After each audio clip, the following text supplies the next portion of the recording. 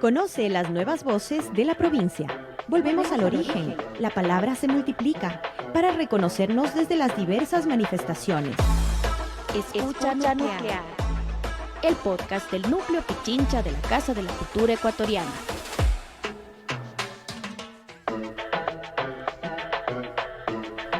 Buenos días con todos y todas, bienvenidos a el podcast nuclear. Saludamos a todas las personas que escuchan este nuevo episodio y les recordamos que estamos en vivo todos los lunes a las 10 de la mañana en Cultura FM y también pueden escuchar todos nuestros demás episodios en Spotify, YouTube y Facebook. Soy Sofía y el día de hoy voy a estar acompañándoles en este programa, que es nuestro último programa del año 2024 y que coincide además con un momento bastante polémico para el arte y la cultura. Estamos saliendo del fin de semana de las fiestas de Quito y creo que esto nos puede dar pie a una reflexión con respecto a qué lugar ocupa el arte y la cultura, las políticas públicas al respecto y las instituciones qué rol también están o deben jugar frente a este tipo de situaciones. Para poner un poco en contexto, me refiero a las reacciones que surgieron a partir de la presentación de Mugre Sur en el Quito Fest este pasado fin de semana. La agrupación mostró en escena un muñeco de cartón del presidente de la República cuando era candidato a este puesto, que fue simbólicamente ahorcado en escena. El hecho fue rechazado por el Ministerio de Cultura con un comunicado oficial en el que se dijo que los espectáculos públicos como el Quito Fest no deben ser utilizados para fomentar el odio y la división entre ciudadanos. Si bien este no es el tema central del programa, creemos que sí debe permitirnos arrancar con preguntas urgentes para analizar cuál es el lugar del arte y la cultura en la política pública. Y sobre este tema y sobre todo el tema central de este programa, vamos a analizar justamente la gestión del Núcleo Pichincha de la Casa de la Cultura en este año 2024 y para eso contamos con Andros Quintanilla, que es el director de esta institución, y para ello pues pasamos a nuestro primer segmento. En el sofá, una conversación cercana con nuestro personaje.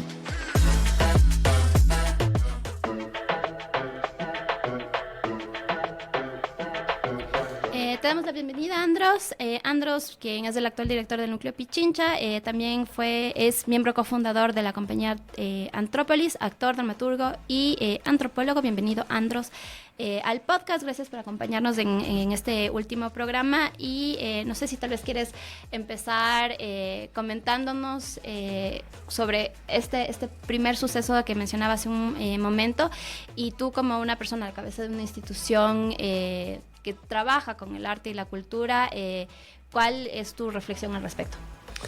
Buenos días con todos y con todas quienes nos siguen, quienes nos están escuchando. Muchas gracias, Sofía, por la invitación. Creo que este espacio es importante y también vale aclarar que en este espacio buscamos informar, gestionar también los recursos de la casa y utilizarlos de manera idónea, y por eso el estar acá nos sirve de mucho, porque podemos informar sobre la gestión que llevamos. Respecto a la pregunta que generabas al inicio y este comentario, creo que ha sido un momento, si se quiere, de un temblor político para el arte y la cultura, ¿no? Creo que muchos gestores, trabajadores de la cultura se han pronunciado por lo que el Ministerio de Cultura informó y por, si se quiere, su posicionamiento político frente al performance de Mugre Sur. Y quizás mi primera valoración viene desde ahí. Primero, que lo que sucede en escena es una posibilidad de representación que viene cargada de un contenido político, no podemos desmerecer eso, pero que se encuentra dentro y en los marcos de una propuesta artística, política y estética. Esto creo que es la primera cosa que hay que tenerlo claro. Y frente a eso, creo que la escena en sí mismo demanda una independencia y demanda su posibilidad de postura, planteamiento, ideología y pronunciamiento político. Y creo que frente a esto, cualquier idea de censura debe ser eliminada. Es decir, cualquier artista, cualquier gestor, un trabajador de la cultura, primero por derecho tiene la posibilidad de manifestarse, hacer cumplir su derecho, y luego, con lo que menciono, tiene la posibilidad de construir los discursos de los que se sienta abastecido, y bajo esta idea también construir claridades sobre qué pienso de la política actual que nos vincula a todos y todas. esa como primera idea. Como segunda idea, creo que es importante tener en cuenta y discutir el tema de la violencia, ¿no? Como hemos visto, creo que en las redes sociales, y yendo mucho más allá de que la acción de un gobierno puede catalogarse como violenta en más o en mayor medida por su política, por sus programas y demás, creo que hay una realidad concreta ya sentada en el ámbito cultural y que viene pensada desde los fondos concursables, del fomento, desde los espacios que tienen los artistas. Y creo que al poner el ojo ahí tendríamos mucho que evaluar en términos de la violencia, pensando en la imposición, si se quiere, de una voluntad estatal desde lo político hacia los artistas, hacia los gestores, que de eso no se dice nada, que entenderíamos que el ministerio, que es quien de alguna manera debe sostener la construcción de políticas culturales en el país, entiendo que le preocupa lo que se está haciendo en los escenarios, es legítimo, pero ¿dónde está también la preocupación por estas otras cosas que te menciono, ¿no? E incluso profundamente, ¿dónde está la preocupación histórica de un Estado de saber cómo se lleva el arte y la cultura en nuestro país? Entonces, yo creo que cuando los medios, y en este caso me refiero a la decisión de haber publicado ese comunicado, te sirven únicamente para sostener el poder y particularmente tu poder, es muy complejo, porque no estás generando un diálogo, no estás generando un debate político, un debate sano con tu sector, sino simplemente estás defendiendo posturas y estás incluso de alguna manera criminalizando varios pronunciamientos que debieran ser debatidos a la luz de la historia, ¿no? Creo que esto que mencionas es súper importante porque no estamos en cualquier contexto político, estamos en un momento en el que desde el Ejecutivo se declaró un conflicto armado interno en el que públicamente quien sea terrorista o tenga algún tipo de actitud que pueda considerarse amenazante u ofensiva, viene a ser un enemigo del Estado, y poner en ese lugar a un grupo de artistas resulta sumamente preocupante en este acto de censura. Pero uniendo justamente con esto que mencionas, creo que se puede hilar también con un comentario que Pedro Bonfín de Lola Boom hacía con respecto justamente a las políticas públicas en respuesta a quien fue en un momento ministro en el actual gobierno, pero que se refería en cómo se puede apoyar a la música nacional, y hacía referencia al uso de una plataforma comercial y cómo se puede promulgar que se escuche más de esta música. Sin embargo, la reacción de Pedro era con respecto a cómo muchos de los artistas, músicos y en cualquier otra disciplina, ni siquiera pueden pensar en jubilarse o en tener ingresos fijos, ni contar con derechos laborales de los más básicos para el sector. Entonces, ahí quería preguntarte, ¿cuál es justamente la postura, por un lado, del Núcleo Pichincha con respecto a la posibilidad de dictar alguna línea o tener algún tipo de control o censura con respecto a las propuestas artísticas que llegan con las convocatorias abiertas?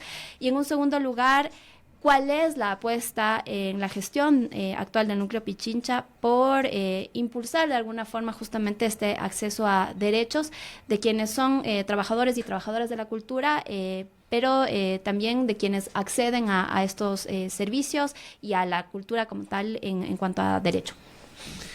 Bueno, es una pregunta bastante larga la que me haces, pero quizás empezar mencionando que las instituciones y quienes representamos estas tenemos que construir líneas de fomento, programas y demás proyectos pensadas, yo diría, principalmente en que construyan en lo colectivo, en lo comunitario.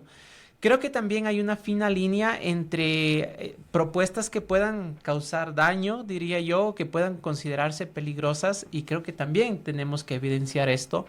Y lo digo incluso desde el puesto que ocupo, pensando en que en varios momentos, de hecho, se ha señalado la gestión, ha habido críticas, hemos hecho ejercicios de autocrítica, pero que eso no debe ser un limitante para que censuremos a una agrupación o censuremos a un artista.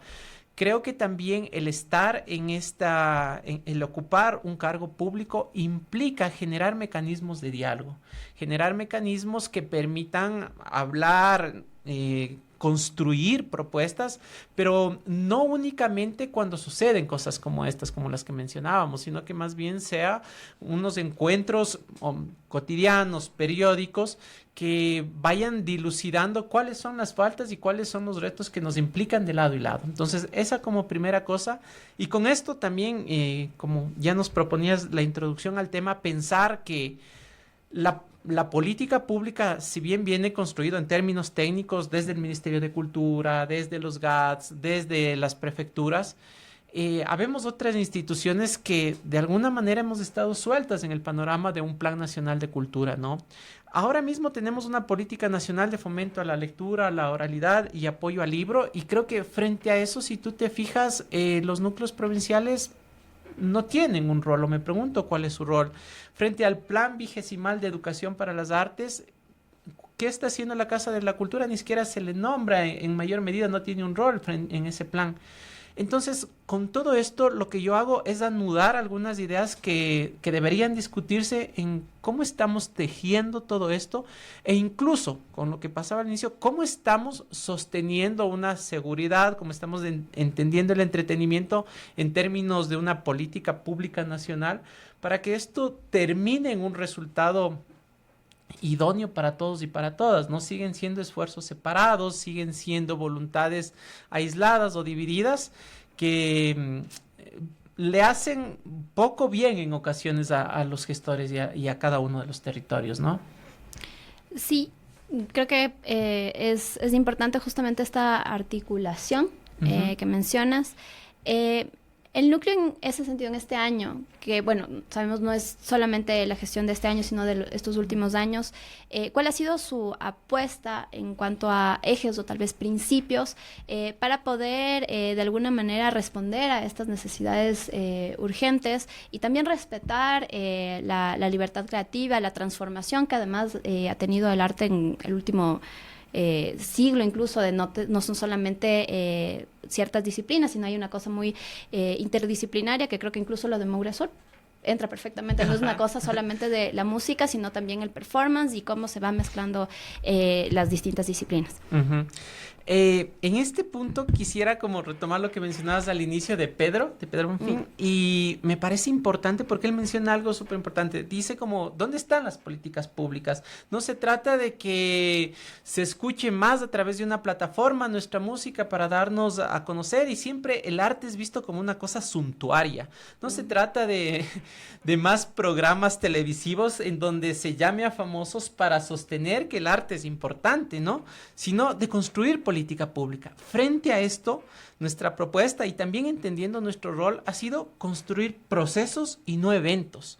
Ha sido construir y democratizar los servicios y quizás en primer lugar darle a conocer a nuestros gestores, trabajadores de la cultura, cuáles son los servicios que tenemos para que puedan acercarse a esto. Creo que ese ha sido el primer gran reto que hemos podido cumplir, pero eso ha sido fundamental. Saber qué estamos haciendo, dónde estamos haciendo y cómo queremos trabajar. Esto, si se quiere, y perdón la insistencia, pero creo que ha sido una demanda de todos los gestores culturales en diferentes niveles, en diferentes momentos, saber a qué se dedica una institución cultural. Y creo que con esto hemos generado 3 líneas claras, que es la democratización, el cuidado y la transparencia, y la gestión optimizada. Con lo que mencionabas tú, Sofi, primero entender que estamos en un momento de las artes en el que no podemos seguir pensando por disciplinas separadas. Es decir, voy a generar una línea solo para músicos, voy a generar otra línea solo para artes escénicas, y más cuando estás en nuestro puesto y tenemos un presupuesto tan mínimo como lo tiene el Núcleo Pichincha. Una de las características y de las particularidades que hemos construido desde acá es que hemos pensado en una interdisciplinaridad, hemos pensado desde la idea de intermedialidad, es decir, de muchos medios cruzados, pero por otro lado también desde un trabajo comunitario diverso. Es decir, no podemos seguirnos aislando cuando tienes un presupuesto tan reducido en generar conciertos, en generar eventos, y que eso no construya una base que sostenga. Cuando te digo que hemos construido procesos, me refiero a que hemos construido procesos educativos que generan un conocimiento del territorio. Hemos construido procesos formativos que están conectados con residencias, espacios de formación y con un espacio que es el Teatro Prometeo, en donde todo esto se convierte en un ecosistema. Hemos construido también un trabajo con las extensiones en donde no solo nos interesa generar presentaciones, sino que pasen por un proceso de gestión cultural de sus territorios, en donde están inmersos otros aliados como Jardín Azuayo, y que esto, con mucho tiempo, con mucha dedicación, termine en un sostenimiento y en una demanda a otras instituciones como los GATS, que están presentes en cada uno de los cantones. Pensar que vamos a dar una respuesta en 4 años que va a revolucionar el sistema es ilógico. Pero estamos completamente seguros que lo que hemos conseguido hasta aquí son las bases para que a futuro esto se siga incrementando y se siga nutriendo. De hecho, nuestra política de cuidado dentro de los espacios del núcleo Pichincha, ahora mismo porque soy parte de la comisión, la hemos propuesto para que sea aplicada a nivel nacional. Tú dime, y les pregunto a quienes nos están siguiendo en esta transmisión, ¿qué otras instituciones culturales han avanzado en términos de cuidado? ¿Cuánta política de cuidado hay? ¿O solo nos importa generar eventos y lo que pase adentro no nos importa? ¿Cuántos abusos de autoridad, abusos de poder han pasado en las instituciones culturales y de eso no se dice nada? Y de hecho aprovecho este espacio porque yo mismo he denunciado durante mi administración varias cosas y varios eventos que al parecer que posiblemente están cargados de corrupción, y lo hemos denunciado frente al Ministerio de Cultura, y en uno particularmente seguimos esperando la respuesta porque no sabemos justamente cuáles son las instancias que tenemos para que la idoneidad, para que un ambiente seguro pueda existir en las instituciones culturales. Respecto a esto último que mencionas, creo que es fundamental mencionar el tema de la transparencia.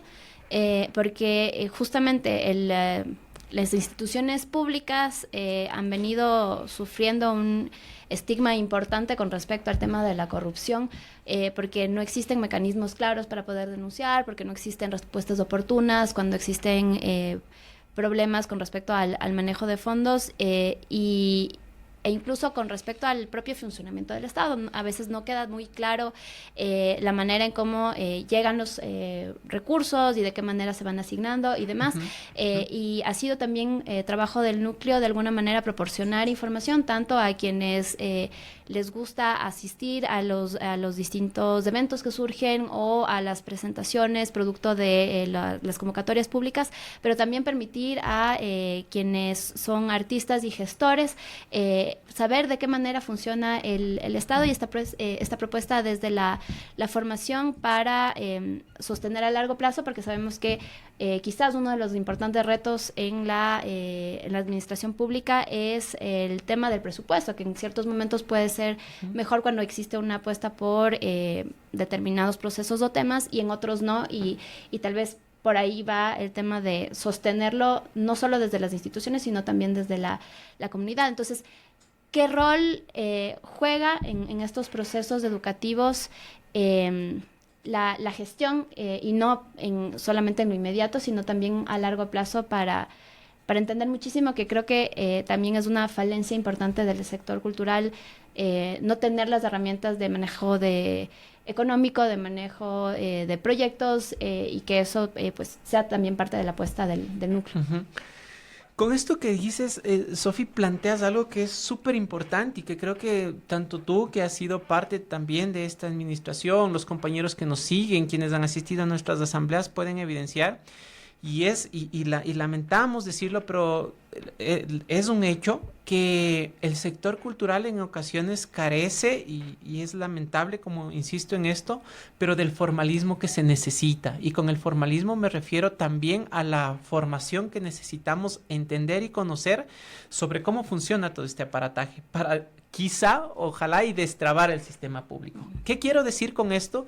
Quiero decir que, por ejemplo, la inversión de recursos, la inversión económica que hemos tenido desde el núcleo Pichincha pasa por entender justo esto, que los productores, por ejemplo, en ocasiones son, vivía pensando que son quienes se llevan la mayor parte de recursos y demás. Si tú te fijas, y como hemos informado en nuestras asambleas, esto no es del todo cierto. También hay matices. Y dentro de esos matices, lo cierto es que también el Estado, el gobierno representado desde sus políticas, no tiene en ocasiones los recursos para responder con el productor, y el productor a la vez para responder con los artistas. Que no es que en ocasiones no queremos que los recursos lleguen a los compañeros, sino que la falta de recursos hace que esto sea imposible. Que quizás una de las líneas más claras que tenemos para cambiar este panorama es generar una asociatividad, entender cuáles son nuestras responsabilidades y nuestros derechos. Y siempre pensamos también, y esto hay que decirlo, desde el territorio desde donde hablamos. No es lo mismo lo que ocurre en Puerto Quito, en el noroccidente de Pichincha, que lo que está ocurriendo acá en Quito. ¿Y por qué te digo esto? Justo en la última asamblea que teníamos mencionábamos sobre la gestión cultural. Ustedes, estimados compañeros y compañeras que nos ven, saben cuáles son las posibilidades de que exista una red de gestión cultural en el noroccidente. Son bastante pocas. Conversábamos con algunos de nuestros compañeros que luego de que una persona termina el colegio en el noroccidente y que quiere dedicarse al arte y a la cultura o quiere hacer gestión, son bien pocas las condiciones que tienen. ¿Y por qué es esto? Porque tú no ves presencia de universidades, de institutos, o sea, mayoritariamente esto no sucede en este territorio. Y luego la falta de trabajo y más en esta área que está completamente desplazada, si se quiere, de una estrategia nacional, hace que la gestión cultural tenga otros matices, se la piense de diferente manera. Y con todo esto, teniendo esto claro, Sofi, nosotros lo que hemos buscado es de alguna manera tejer desde allí, entender que, por ejemplo, una de las poblaciones a las que tenemos que apuntar nuestros proyectos es la población infantil, son los niños, niñas y niñas, apuntarle hacia allá, entender que el trabajo con las unidades educativas es importante, que uno de las personas que más nos va a ayudar y sostener son muchas veces los docentes, y por eso nuestro proyecto haya se encaminado en las parroquias rurales del Distrito Metropolitano, y en el 2025 se va a encaminar en los cantones de Pichincha. Entonces, hacer estas avanzadas, entender que hacer cine comunitario implica una propuesta militante, contingente, que se está sosteniendo desde ahí, desde la comunidad, y que eso no implica solamente el proceso primario, es decir, en la grabación del cortometraje o del producto que se haga, sino que quiénes van a ver después de esto, que vamos a construir una propuesta metodológica para que luego se logre sostener de otra manera. Todo esto ha sido el reto de 3 años y la seguimos con la claridad de saber que nos debemos como al colectivo. Muchísimas gracias, Andros. Vamos a tener una primera pausa y para irnos a la pausa vamos a escuchar una canción de un grupo que hemos estado hablando muchísimo. De Mugre Sur. De Mugre Sur. Vamos a escuchar El Tiempo del Miedo, que de hecho es la canción que tocaban en el momento de la gran polémica. Mugre Sur es un colectivo de personas interesadas en la cultura hip hop que usan el rap como herramienta de comunicación. Vamos a escuchar El Tiempo del Miedo, que es parte de su álbum de 2020, Uña y Mugre. Y ya nos vemos.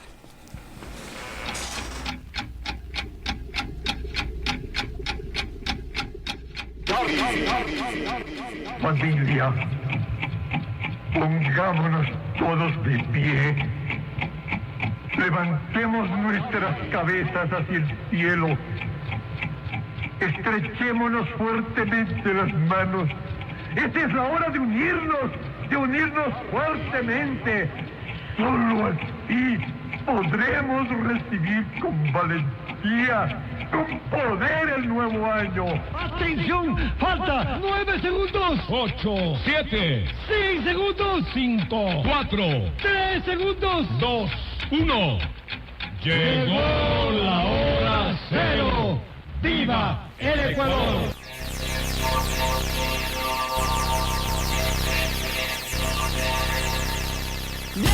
Los que trabajan tienen miedo de perder el trabajo, tienen miedo. Los que no trabajan, miedo de no encontrar un trabajo, miedo.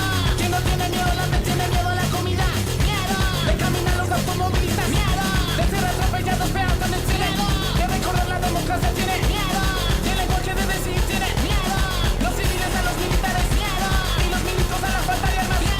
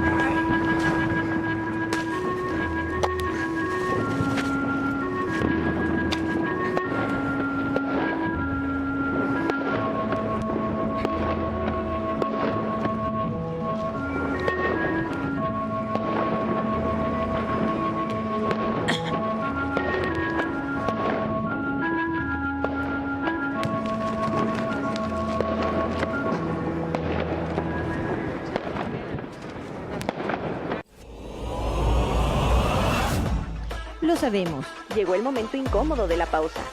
No te vayas, nos escuchamos pronto. Enciende la luz y conéctate con el arte en la Casa de las Culturas. Te esperamos de lunes a viernes en la Cinemateca de 11 de la mañana a 4 de la tarde y en la biblioteca de 8 de la mañana a 5 de la tarde. Recuerda, en tiempos de crisis, la cultura es nuestra respuesta. La casa es tu casa. Nuclear regresa a tus oídos. Escúchanos aquí en Cultura FM 100.9. Empieza la trama, el meollo del asunto.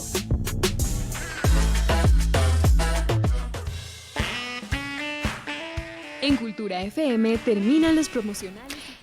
Estamos aquí de regreso ya en el segmento La Trama con Andros Quintanillo, director del Núcleo Pichincha, y estábamos justamente pensando, analizando lo que ha sido la gestión del núcleo en este año 2024, pero también en estos 3 años de tu gestión. Y quería retomar con algo que mencionabas al final de la última pregunta con respecto a las diferencias territoriales y quizás vincularlo con uno que probablemente es uno de los grandes retos que tienen las distintas instituciones públicas, que es el tema del presupuesto. En estos 3 años, ¿cómo ha ido variando el acceso a presupuesto que ha tenido el Núcleo Pichincha y de qué manera pues eso ha afectado a ciertas decisiones, proyectos e incluso de qué manera se ha buscado solucionar? Porque entiendo que una de las razones por las cuales se logra concretar uno de los proyectos de emblema de este año, que es el proyecto Haya, es justamente a través de una gestión por fuera del presupuesto normalmente asignado al Núcleo Pichincha. ¿Nos puedes contar más de eso? Claro que sí. Bueno, primero les cuento que el presupuesto aproximado de la institución es $605,000, un poco más, un poco menos en diferentes años, que mayoritariamente se destina a eso en la gestión cultural y también en la gestión de los recursos humanos que trabajan en el núcleo. Por otro lado, que hay que entender que la gestión del núcleo Pichincha implica los 8 cantones, es decir, Quito, Mejía, si se quiere desde el sur, Rumiñahui, Pedro Moncayo, Cayambe y todos los cantones del noroccidente, 8 cantones. Frente a esto, hemos generado unas líneas de convocatoria pública, es decir, la gente que se quiere adscribir a nuestros servicios sabe que al inicio del año nosotros construimos un catálogo de servicios y con esto lo que hacemos es destinar en igualdad de condiciones, igualdad de recursos. ¿Qué implica? Que, por ejemplo, nosotros tenemos servicios como talleres extendidos, pago por presentaciones artísticas, talleres cortos, talleres especializados, llevamos procesos de cine comunitario y lo que hacemos es asignar una cuota, un cupo a cada uno de los cantones. Es igual para todos los cantones. Lo que en ocasiones sucede o ha variado es que por los recortes que hemos tenido, más o menos estos recortes, por ejemplo, en el año 2022 fueron cerca de $4,000, en el año 2023 nos quitaron $9,000. Esto implica que tengamos que reducir esto. Hay que tener presente que también la institución tiene otras demandas, como los seguros, como mantener al día sus equipos, sus vehículos, que necesitamos también sostener lo que implique el aparataje y la arquitectura. Pero con todo esto, como te digo, funciona esta división en donde se asignan recursos para cada cantón. Y por otro lado, lo que hemos buscado y hemos pretendido desde el inicio que llegamos acá es poder apelar a otros recursos, aliarnos con otras instituciones. Hemos postulado a proyectos internacionales, hemos postulado a varios reconocimientos también, algunos de esos los hemos ganado y esto es de mucho orgullo, y particularmente en el proyecto Haya es un proyecto que lo veníamos intentando desde hace ya 3 años. Pasamos, yo decía coloquialmente, por 3 secretarios de cultura hasta que llegó la última administración y logramos pues que este proyecto vea la luz, y creo que bueno, ustedes sabrán decirlo más que yo mismo o sacarlo a flote, cómo ha funcionado, y particularmente pensando que ha sido pensado para las infancias, es un acierto el que podamos haber coincidido en este proyecto con la Secretaría de Cultura. Ahora mismo las visitas ya han terminado, es la gran etapa con la que empezamos y ahora nos queda este gran reto de consolidar todo lo que logramos obtener de ahí en una guía de mediación que esperamos sea también pues nutrida, que sea discutida desde otras aristas, desde la academia también, desde los gestores que están en cada uno de los territorios para que vea la luz, ¿no? Entonces, para cerrar nomás, mencionar que, como te decía al inicio, cuando vemos que dos instituciones pueden colaborar y colaboran y llegan a efectos como sucedió con el Haya, yo creo que se nutre las posibilidades de que un proyecto sea más exitoso, de que llegue a más espacios y por sobre todo de que vincule y tenga un seguimiento claro en donde cada uno de los recursos sea utilizado bien, sea honesto, sea transparente y democrático. ¿Por qué? Porque más ojos están viendo. Y esto yo creo que ha sido una característica y un sello de esta institución. Y bueno, haya sido algo muy importante. Hace unos cuantos días entiendo que una persona del Núcleo Pichincha estuvo justamente presentando algunos de los avances y logros de este proyecto. Y ahí tal vez la pregunta es, ¿qué va a pasar con el Haya en 2025? ¿Continúa, no continúa? Y aprovechando, pues eso también preguntar, ¿qué tiene planificado el Núcleo Pichincha para el siguiente año? Claro, con lo que decías, nos sentimos como alegres porque nuestro compañero analista de la Unidad de Fomento Artístico y Cultural, Santiago, nos representó en el segundo Congreso IDEA en la ciudad de Cuenca, en donde se habló sobre la gestión que llevamos en educación y particularmente habló del Haya. Entonces, esto es bastante bueno porque nos permite también escuchar desde otro lado y hacer ejercicios de autocrítica. Y con esto lo que buscamos es que para el año 2025 el Haya continúe, se mueve un poco de territorio, vamos a estar en los cantones, pero vamos a seguir sosteniendo ahora el socializar la guía de mediación artística con otras poblaciones en otros espacios educativos. Y lo que nos interesa también es construir una red que esté pensada en educación no formal, en artes, y desde ahí hacer una propuesta, ojalá, como he insistido muchas veces desde este espacio, que sea una propuesta nacional, que venga pensada desde esta casa, que yo creo que siempre saca a la luz, y yo me incluyo, sacamos a la luz que la Casa de la Cultura está presente en todos los territorios del país, pero eso solamente seguirá siendo enunciativo y político mientras no haya un plan real, así real, que nos vincule a todos los núcleos, en donde discutamos esto va a pasar, estas son las metas a donde queremos llegar. Mientras eso no pase, el seguir diciendo que estamos en todas las provincias solo sigue siendo como un adorno. Yo creo que para que eso sea efectivo necesitamos que haya, al igual que otros proyectos que estoy seguro hay en otras provincias, se puedan generalizar y desde ahí, Sofi, se pueda construir política pública. Y además de Haya, hay tal vez otros planes justamente con el 2025. No sé, hay muchas cosas que han venido sucediendo. Están los talleres extendidos, las subvenciones de artistas, el programa de formación, justamente toda la apuesta de lo educativo para respaldar a las y los artistas, gestores. ¿Qué va a pasar con todas estas líneas, proyectos? Bueno, tenemos la claridad de todo lo que va a pasar quizás hasta agosto del 2025. Te recuerdo que este es un año electoral, no solo en lo nacional, sino también acá en la cultura, porque es elección de directores y directoras a nivel nacional. Entonces, la propuesta que tenemos está como en todos los ejes que hemos venido trabajando, y ahí está inmerso, por ejemplo, cine comunitario también va a estar presente este año y le hemos incluido. Queremos subir la vara y hacer que este año también haya una propuesta de circulación, que los cortos que hemos ido construyendo están ahora justo almacenados y construyéndose desde una propuesta de mediación para que esto pueda circular por toda la provincia. Como tú bien sabes y como lo hemos comunicado a la gente también, hemos participado ahora mismo ya en más de 3 festivales internacionales con nuestros cortos, y esto es de alegría para todos los realizadores, pero para también las comunidades que trabajaron en esto. Vamos a estar presentes con los talleres especializados y los talleres extendidos.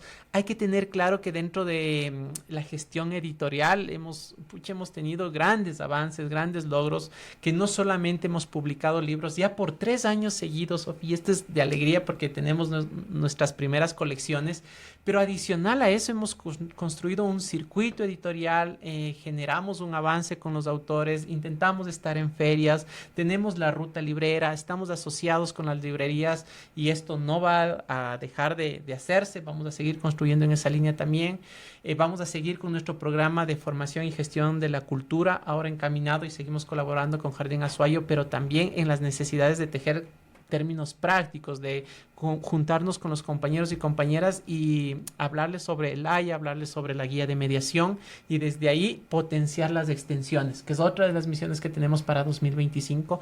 Creo que cómo encontramos las extensiones, que las encontramos partidizadas, desorganizadas y demás, ahora tenemos la posibilidad de tener una organización y una claridad a dónde queremos ir. Y creo que eso, pase lo que pase, y esto también es un mensaje para la persona que ocupe el directorio del Núcleo Pichincha el próximo año. Creo que las cosas que hemos ganado, como la democratización de los recursos, la transparencia, no se puede perder. Y mencionar que creo que ahora, yo creo que es importante decir esto, que cuando las ideas y los proyectos dejan de ser de las personas y se vuelven del colectivo, hay una potencia. Yo creo que eso hemos ganado desde el Núcleo Pichincha, que las ideas con las que llegamos se vuelvan colectivas. Qué importante, y de ahí no sé si hay algo que quisieras añadir. Yo tenía una pregunta quizás muy de logística, porque te habíamos tenido hace algunos programas para hablar de la ley de cultura, y luego tuvimos otro programa con compañeras del núcleo, más en la parte administrativa, para poder responder dudas con respecto al tema de los pagos pendientes, que entiendo que también ha sido uno de los importantes problemas y retos que ha enfrentado la institución este año, pero sé que han habido de alguna manera esfuerzos, logros, avances al respecto, y tal vez sí es importante también aprovechar el espacio para comentar al respecto a quienes pues se han visto de alguna manera afectados con respecto a esto, y saber cuál ha sido también el trabajo del núcleo frente a esa situación. Sí, contarles, compañeros y compañeras, primero que lamentamos mucho el que siempre tengamos que estar hablando de los retrasos, ¿no? Es una pena que el Estado no cumpla a tiempo con el pago, que ese pago justo al que hacemos referencia no llegue a tiempo. Es lamentable. Insistir también en que no tenemos ningún miedo a dar la cara cuando esto sucede, y como ustedes saben, nosotros y yo personalmente he salido a comentarles por qué no se paga, cuáles son las estrategias que tenemos, incluso a informar y yo mismo insistir para que esto se haga efectivo. Ahora estamos casi ya cerrando el año. Nosotros y nosotras hemos logrado que todos los pagos pasen, porque ya recibimos la cuota que necesitábamos del Ministerio de Finanzas. Está ya casi más en su terreno, y está en el terreno del Estado que logre cumplir con lo que se demanda, que es el pago justo y a tiempo, porque se les debe ya de algunos meses. De hecho, desde septiembre hay compañeros y compañeras que no han cobrado. Frente a esto también, y ya particularmente yo como persona Andros, he hecho mis manifestaciones, he ido a las protestas sociales, porque entiendo que esto, y aquí hago un paréntesis y hablo como persona, va mucho más allá de la institución.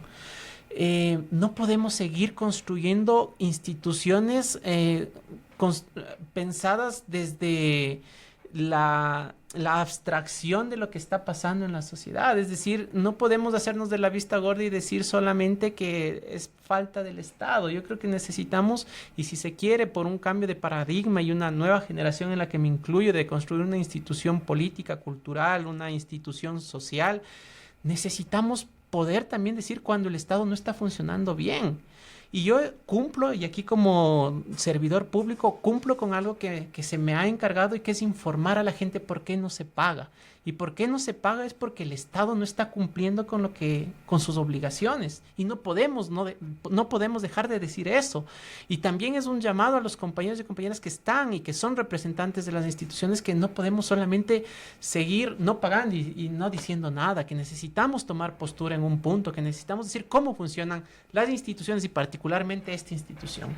Entonces, eso por un lado, Sofi, y como ustedes han visto, nuestras compañeras, como bien mencionaste, estuvieron acá presentes comentándonos cuál era la situación. Nosotros nos hemos reunido con los artistas y gestores, y seguiremos así, y por sobre todo también seguiremos informando de cuáles son las políticas que el Estado de alguna manera nos obliga, y por ley tenemos que cumplirlas. Perfecto. Ya para cerrar, mencionabas que este va a ser un año electoral, no solo para el país, sino también para la Casa de la Cultura, y con esta experiencia previa de la gestión que has ido llevando estos años, tal vez, ¿cuáles son tus reflexiones finales sobre qué queda por hacer o qué debería primar justamente en la búsqueda de propuestas, soluciones, programas, a partir de esta experiencia ya de 3 años en el Núcleo Pichincha? Esa es una preguntaza, pero empiezo por la más difícil. Yo creo que el arte y la cultura no puede seguirse viendo como entretenimiento. Debe verse como una posibilidad de salud social.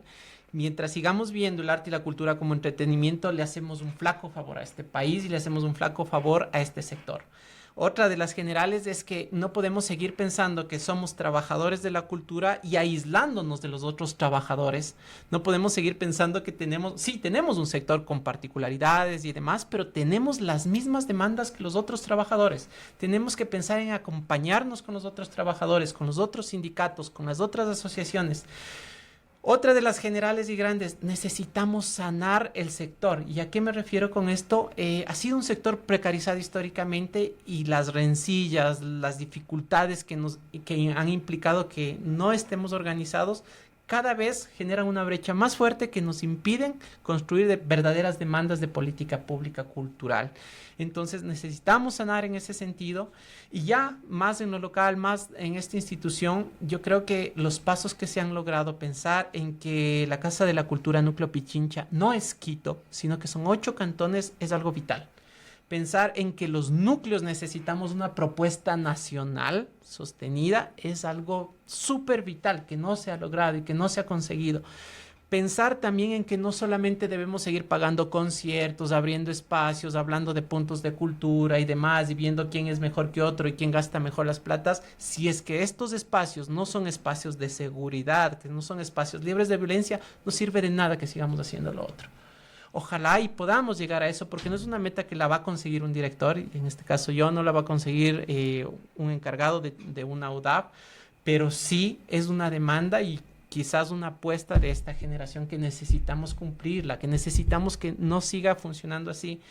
Y finalmente, yo creo que el cargo de ministro, ministra, como hace tiempo conversaba con algunos amigos, es demasiado caro cuando desde el Estado y desde el gobierno no hay una verdadera inversión. Y ahí como hago ese entendimiento también, pero mientras no hay esa propuesta real, y porque se vienen elecciones nacionales, digo esto, y no se piensa verdaderamente en la cultura, y nosotros no nos organizamos, mientras eso no suceda, lamentablemente sigue siendo un espacio suntuario, al que me opongo seguirle pensando desde la discrecional, me opongo seguirle pensando desde quién tiene más votos, quién tiene más fuerza, y mientras no nos pensemos verdaderamente desde las demandas colectivas e históricas. Muchísimas gracias, Andros. Gracias, con esto cerramos nuestro segmento La Trama y nos vamos a ir al segmento La Caída, no sin antes tener un corte musical y que decidimos justamente volver con Mugre Sur porque es del gran grupo de Polémica y cerramos con Cleptócratas para volver con La Caída.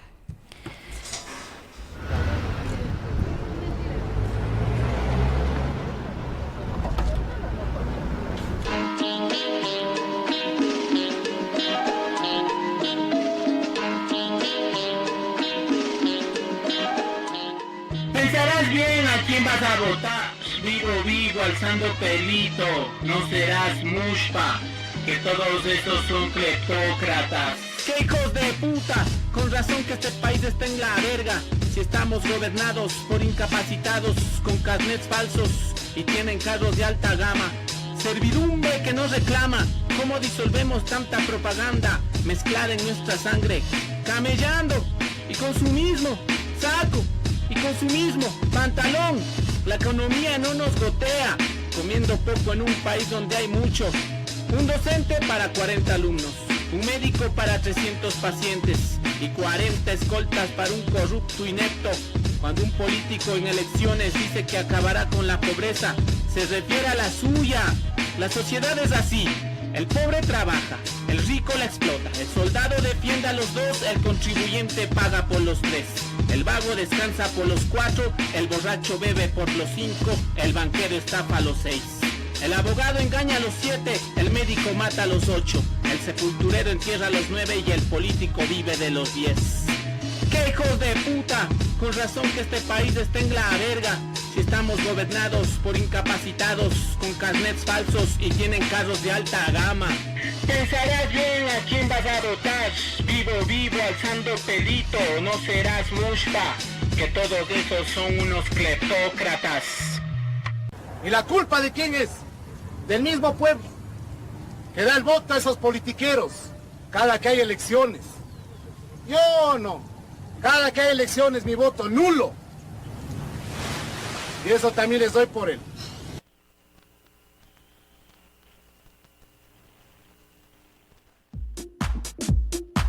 Hoy en La Caída tenemos...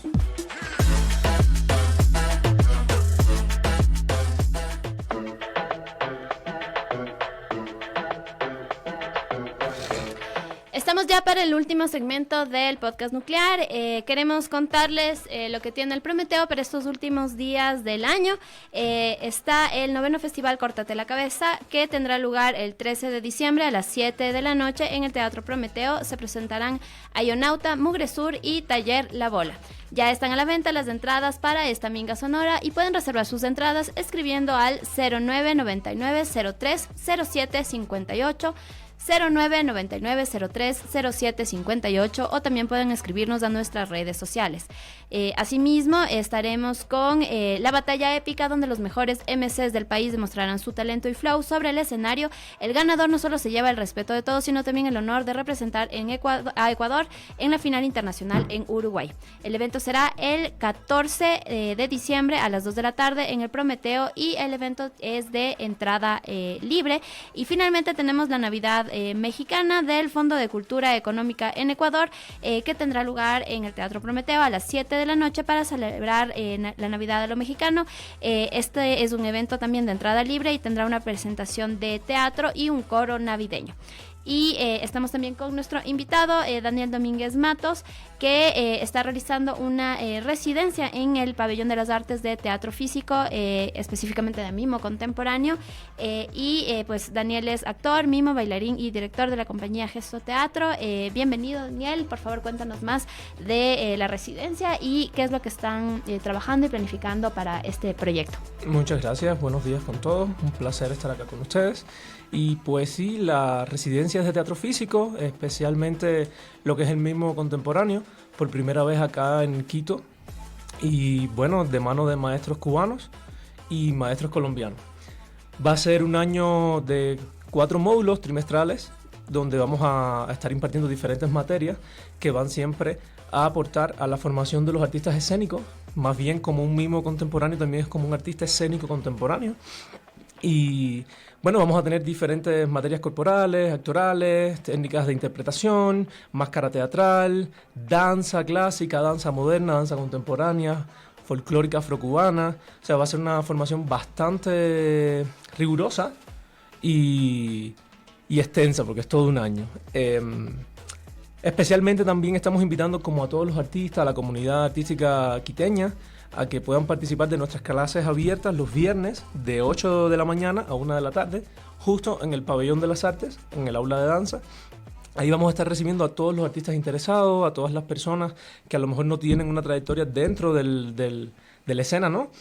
Teatral, pero que si está en la disposición, el interés, o sea, se pueden llegar, pueden ver el trabajo, las clases y empaparse un poquitito más de lo que es nuestro trabajo. También estamos invitando al público el sábado 21 a las 10:30 de la mañana en el auditorio del Pabellón de las Artes. Vamos a estar presentando un espectáculo de variedades llamado Mimos y Sonrisas. Todos están especialmente invitados. Ahí también vamos a mostrarnos lo que es nuestro estilo, que es un estilo diferente, es un estilo que se compone por la fusión de varias manifestaciones, de las mismas que estaba repitiendo en la formación dentro de la residencia. Y bueno, que invito a todos los interesados en formarse profesionalmente dentro de nuestra residencia, porque además van a estar patrocinando la Universidad de las Artes de Cuba, ELISA, la Universidad de Nariño, la Universidad de Cali, y bueno, estamos buscando la alianza con la Universidad Central del Ecuador. Qué increíble. ¿Cómo puede entonces la gente interesada contactarse con ustedes si es que quieren, no sé, ir a las clases abiertas, formar parte de esta propuesta de la residencia o incluso, no sé, tener un primer acercamiento con esta presentación del 21 de diciembre? ¿De qué manera se contacta la gente con ustedes? Bueno, pueden escribirnos a nuestros correos gestoteatroecup@gmail.com o pueden llegarse, la vía más fácil es escribir al Pabellón de las Artes, a las redes sociales, o llegarse justo al pabellón viernes de 8 a 1 de la tarde o lunes de 6 a 8 de la tarde. ¿Tiene algún costo estas clases abiertas? Las clases abiertas son completamente gratis. Eso es para las personas que quieran compartir conocimiento, que quieran aprender un poquitito más. O sea, son bienvenidas, no tienen ningún costo. La residencia sí. La residencia tiene un costo total de $600 el año, pero tenemos una opción de pago fraccionado que es por módulo, $150 por módulo, que son 3 meses. Esas son las opciones. Ya, perfecto, muchísimas gracias. Entonces, ya saben, si quieren saber más de esta residencia de teatro físico y mimo contemporáneo con Daniel Domínguez Matos, pueden comunicarse con el Pabellón de las Artes o acudir los días viernes de 8 a 1 de la tarde, al Pabellón de las Artes que está en el Parque El Arbolito. Y pues... de nuevo reiterar esta invitación para el evento del 21 de diciembre a las 10:30 de la tarde, igual en el Pabellón de las Artes en el auditorio. No sé si hay algo más que quisieras añadir, Daniel. Eso, o sea, llamando a toda la comunidad artística que se formen parte de este proceso, que estoy convencido que va a ser un proceso hermoso, un proceso bastante intenso, pero que realmente va a potenciar como las habilidades técnicas, las habilidades profesionales de cada artista, porque va a ser como esto que siempre repito y repito. O sea, va a ser una formación bastante rigurosa y bastante exigente. Entonces, los mismos artistas, a lo mejor no tengo la idea de ser mimo contemporáneo, pero quiero ser actor físico o quiero irme por la palabra. O sea, la formación va a ser completa. Es la formación de un actor, de un atleta y de un bailarín. O sea, puedes después hacer con tu cuerpo, con tus conocimientos, lo que tú desees.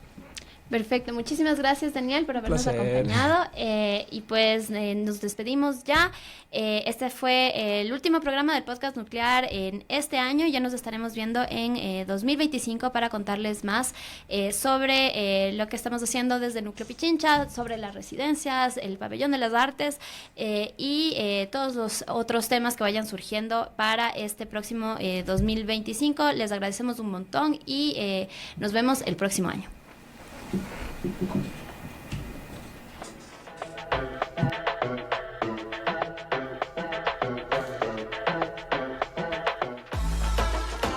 Esto fue todo en el Podcast Nuclear. Te esperamos la próxima semana. Nos vemos en poco.